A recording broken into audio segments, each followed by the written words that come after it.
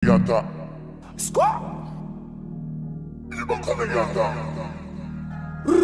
Lahat na may maling tono, makakababa na sa trono. Handa naman akong pakinggan kayo, wag nyo lang ako gawin bobo. Bueno, eto na ang malinaw na sagot ko sa napakalabong tanong ko. Bakit ako sumusulot o papatunayan na hindi ako patapon? Alam nyo ba yun? Malamang hindi kasi hindi kayo alisto. Sa sobrang bulag nyo sa katotohanan, lahat kayo ay pinanis ko.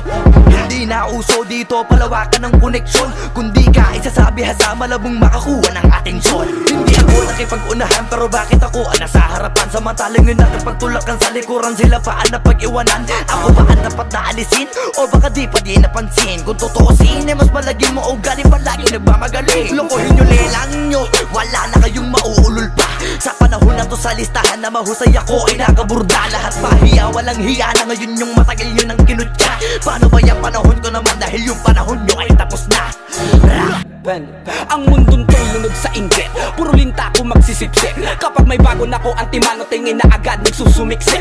Kaso iba ko pag may nakita ko, meron na agad ako na bagong plano kung paano maglaho yung taong ayaw mag-iba. Yung papalitan ko na ng bago. Kakatapos ko lang maturukan, ayoko na makipag-ululan. Gusto ko na kasi yung may kabuluhan. At bukod pa dyan, ayoko na rin makipag-usap kung walang katuturan. Dahil lahat ng bagay na di makakatulong, tagal ko nang tinuldukan. Dapat kilala mo na pangalan ko, teka puta pare ba't ang yabang mo? Dapat puta matigas pangarang mo, lalambot ka sa bigat ng barang ko. Alam mo bang malupit ang banat to? Hindi ka na dito belong. Tangina mo pag kami nang yamot sa'yo, dapat hindi ka bikol. Paano mo nasabi na hindi ko kaya makipagsabayan sa mga ganitong pataya? Kaya kung tapakan na pangalan mo, putangin na mo ngayon sino sa ating magaling. Isang bahing para sa mga praneng. Hanggat wala akong nakikitang duguan, wala akong sasantuhin.